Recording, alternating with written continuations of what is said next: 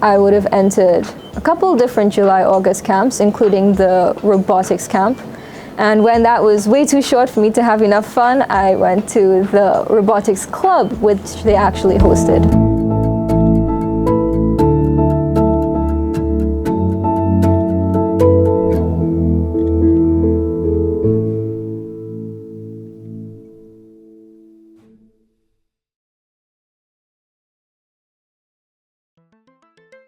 My memories of NIHERST start from way back when I was probably in infants 1 or 2, because we'd always look forward to taking field trips, and that really inspired me to continue coming to camps and coming to events that NIHERST was hosting.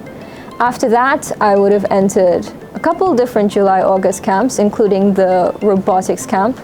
And when that was way too short for me to have enough fun, I went to the robotics club, which they actually hosted. I would have been around 11, 12 years old at that time. After that, I continued. Even though the club eventually finished, I also invited friends from my school or met new friends along the way when I went to other camps, including the App Builder camp and the IEEE Electronics camp. And even after I left school during COVID, I participated in the COVID Creativity Challenge that NIHERST was hosting virtually.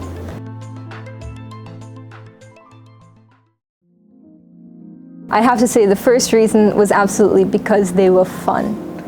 You don't think about the education part as in a sit-down classroom thing. You think about going to the NIHERST Science Center, going to the club and being able to learn in a hands-on way, being able to have a free-form experience. I continued because I saw the value that STEM education presented in that way presented to me, because I realized that a lot of the things I was learning at NIHERST Science Center, I wouldn't learn for another couple of years at secondary school. So I continued with clubs to explore my interests, to broaden my horizons in terms of my knowledge, in terms of my career, and to meet like-minded people my age and to meet mentors that could help me as I wanted to progress my studies.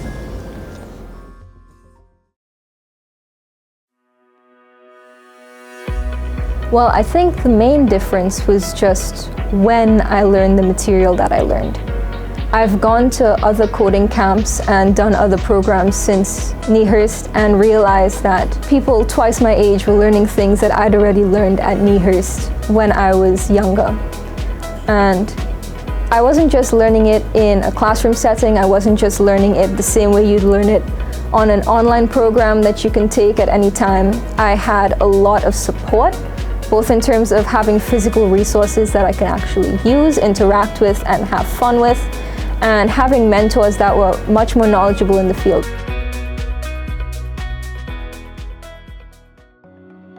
Now, in terms of defining moment, I really wouldn't say that I had any.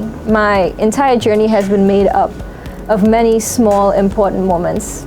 And of course, going to clubs and camps, being exposed to coding and robotics, and all of the ways that I can apply those things in my life have been a part of them.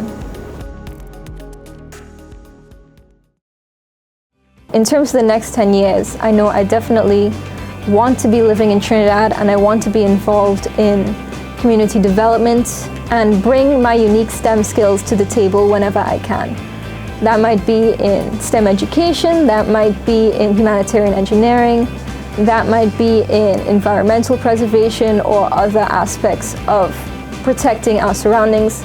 But I think especially in the 21st century in a very volatile environment, it's hard to set out the next 10 years, the next 20 years of your life, only thinking about yourself.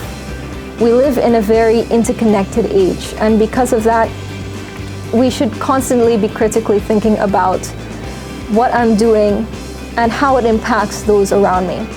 What I'm doing and whether what I envision for myself in the next 5 or 10 years is something that's beneficial to my society.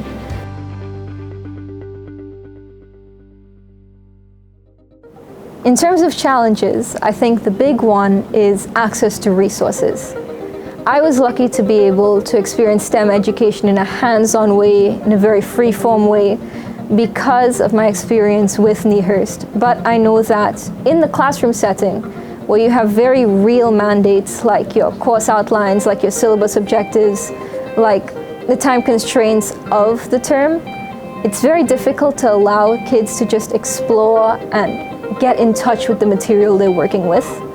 But I think it's very important because the core tenet of STEM is being able to critically think about what you know and how you can apply it, about figuring out complex problems or tackling tasks from a top-down perspective. I definitely do think that this challenge is being tackled more and more by a lot of dedicated people today.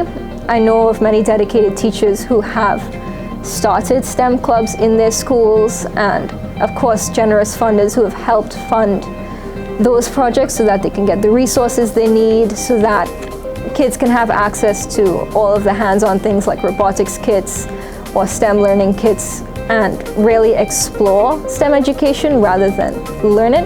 I think the next steps for that would definitely be looking at how STEM education in that format can be tailored to other environments, like schools that are financially very unstable, schools where there are at-risk youths and there may need to be different social interventions to help them engage with the material, and of course schools where they're differently able children and they need special requirements, they have special access needs to actually engage with the material the way other students would.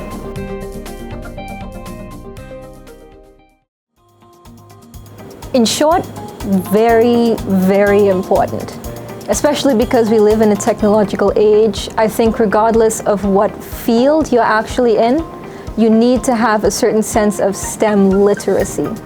What I mean by that is that the common person really needs to understand what good and bad scientific investigation looks like, what misleading statistics might look like, where there are opportunities for fraud or potential financial scandal on the internet, and what that looks like. So STEM education is very important from that perspective. From the perspective of primary and secondary education, I would say that the main importance lies in the fact that it's just fun, it's just engaging.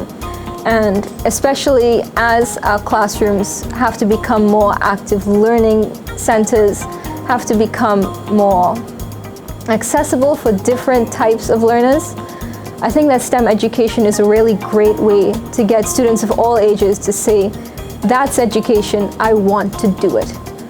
The last reason I think STEM education is important is because it just promotes critical thinking skills across the board.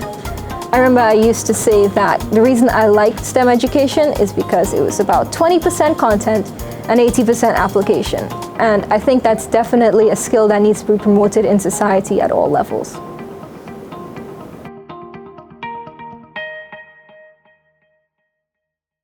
In terms of the STEM ecosystem locally, I'd say the main thing is just growth.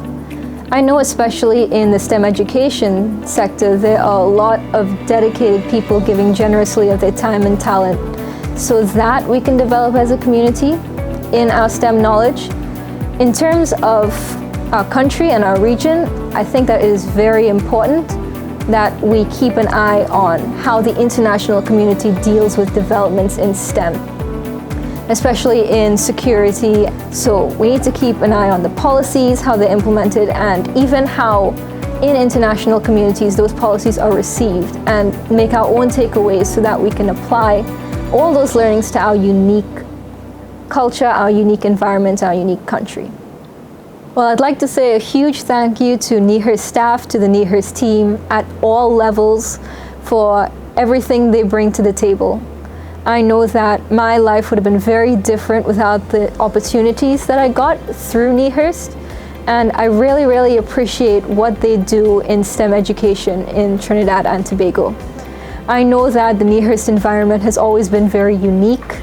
I know that I can still remember instructors' names I've had from camps I've done nearly a decade ago, like Marvin and Chris, and I'm really glad that that sort of friendly, family-like environment is available in the region for other kids like me.